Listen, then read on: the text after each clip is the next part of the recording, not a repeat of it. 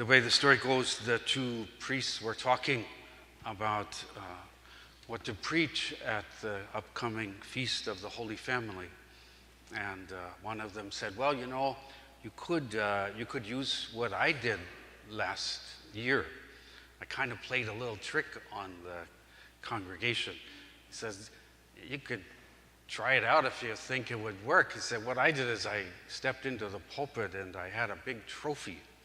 And I set the trophy down there and I said to the people, I said, well, the staff and I have been evaluating closely all of the families in our parish. And we've decided to give this trophy to the family that most resembles the Holy Family.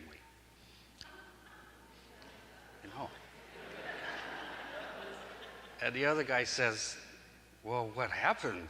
That doesn't sound like a good idea to me. He said, well, you could hear a pin drop, and you could see the look on people's faces which said, are you out of your mind? If you give that trophy to our family and we have to then act perfect in front of everybody, you won't get out of here alive. And so the guy says, well, I like the point. Well, what is your point? How would you say it? What were you after? And he says, well, I wanted to break the connection I wanted to break the holiness perfection connection. The idea, he said, because I'm afraid that the people of our parish, they think of holiness as perfection. And he said, I wanted to break that connection so because he said, how are they going to have an appreciation of their own family when we know how imperfect families are? How would they see the grace of God working in their families? How would they be able to celebrate the holiness of their own family if they thought they had to be perfect? He said, I want to break that connection between the holiness of our families and perfection. And the other guy says, well, I definitely agree with you, but I'm not coming in with a trophy thing. I'm not doing the trophy thing. And you'll notice I don't have a trophy this morning. I just have the story. But I take the point. We do need to break the holiness perfection connection. Because what does it mean for us and for our families to be holy?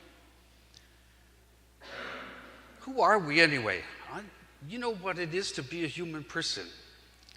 We're a project. We're not a completed product. To be a person is to be a project on the move. It is to be a person who's growing. It's to be a person who's in a process of becoming more and more holy. But we don't get to some place where we don't get to some place where we say, well, I have now achieved holiness. I've got it. Boy, am I holy. I putting my holiness trophy up on the mantle there, and I'm just going to put my spiritual feet up, and that is never going to happen. That doesn't get to happen for a human person. We are a project on the move, and our holiness is always a growth in holiness. And we can never make holiness a permanent possession, because holiness is a gift of God, and we know the gifts and the grace of God are never permanent. They're never things we can make a permanent possession and say, this is mine. It always belongs to God, and it is a gift that is given to us as we are open to God, as we are able to move out of the way, as we're able to cooperate with God. And so that's true of holiness for us and for our families as well. Our families are a project on the move. They're a project, not a completed product. They're a project of growing more and more in holiness. So what does that mean for us to grow in holiness? I think a very good way to look at it is to look at it as the growth in the three conversions that our theologians talk about. So as we grow in holiness, we grow in our conversion, our religious conversion. That is, we deepen our falling in love with God. One of the ways to know if we're growing in holiness is, are we falling more, and are we being more and more in love with God? One of the ways that we know that is, are we putting God more and more in the center of our lives and moving other things out of the center and off to the side and putting God more and more in the center? And are we relating to God more and more as the individual person of love and care that we are, so that we fall for God more? Are we falling more and more in love with God and that religious conversion? And then are we deepening our moral conversion? And our moral conversion is when we come up to a decision about what is truly good and what will just make me happy and give me pleasure and just make me comfortable. We choose what is truly good instead of just what will make me comfortable and happy. Just my own ego pleasure, my own making myself easy and comfortable. When there is a conflict, do we more and more choose what is truly good, the truly good thing that we can see in our prayer before God, and assessing what is the truly good thing to do here? Whether it will make me comfortable or not, will I do it? Do we grow more and more in that conversion of a commitment to live by true values instead of simply personal pleasure and comfort? And do we grow more and more in our intellectual conversion? One of the ways that we can sort of test whether we're living more and more by our God-given reason and reasonableness and intelligence is, are we, in our families, are we making it absolutely open? Can questions be asked?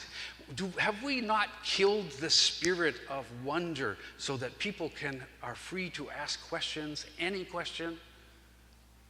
But are we also learning that finding the answer to questions is hard work? And that if we are going to find the answers to questions, we have to devote ourselves to study and reading and going deeper and talking to experts and thinking and pondering, maybe for a long time. There are questions that it may take us years of hard work before we have the answer. There are questions we can ask, and everybody knows this from stories we read about people. There are people who've asked a question and spent their whole lives working hard to find the answer to that question. One of the ways we know we're deepening our intellectual conversion is more and more we realize that questions and wonder are wonderful, but questions are much easier to ask than it is to find the answers. The answers take hard work, hard intellectual work. And are we willing to do the hard work so that more and more our reason and our intelligence can be incarnated in the way that we have our family, in the routines and the life of our family, so that God's intelligence and reason you can see through. It's like the family becomes transparent and we can see underneath the outside. We can see God's love and reasonableness and intelligence deepening in the way that our families work. So our families are a project on the move, and the holiness of our families is about growing in holiness. It's not about, the question of holiness is never perfection. The question of holiness is, are we making progress? Are we growing in the three conversions, falling more in love with God, more and more a moral conversion, more and more an intellectual conversion, so that we go deeper and deeper in our relationship with God? There are two ways that we love in our families, two basic ways. One of the ways is that we get about the work of being a family together, and we're all pulling on that rope, the same end of the rope at the same time, and we're working at making this. We've got to get up, we've got to keep the routines. We've got to get up in the morning, their breakfast has to be made, people have to go off to work, they have to come home. The machinery of the family has to be kept going day after day after day after day. And we can love one another by all pulling together and joining in that work. But there is another way that we also love one another in our families. And that's when we stop the work and we go and celebrate one another and we just appreciate the goodness and the beauty and the holiness of one another. Not what we can make, not what we can make happen, not what we can change and perfect and cause to grow, but just the appreciation and the celebration of the beauty and the goodness of who we are as a family. And both of those things have to go together. There has to be a rhythm of the working hard together and the facing of our challenges and pulling together. But then, if that's all we do, it becomes drudgery to be a family. And so that needs to be part of the love of our family. But we also need to stop and play and have fun together and just appreciate the goodness of one another and have gratitude for one another. There needs to be that rhythm of working together and celebrating together, working together and celebrating together. And so on this week dedicated to the Holy Family, this would be a really good week for us to somehow gather our family together and say, at a beautiful dinner or a great potluck or at a ball game, I don't know how, it doesn't matter how you do it, it matters what's important to your family. And then celebrate. You've just been through Christmas. It's a tough season when we all had to pull together. Now can we celebrate what we did together? How we helped one another? How we tried to do our best? Our accomplishments? And laugh at our shortcomings and our mistakes? And then can we look at one another and say, I am just happy and filled with gratitude that you are you and that we are a we together. So how do we continue to be our own holy families? We have to continue to grow in holiness. And we can't get discouraged by the drudgery of only working together. We need to alternate celebrating and loving one another just for who we are. And the best way that I know to continue to grow in holiness is to keep doing this.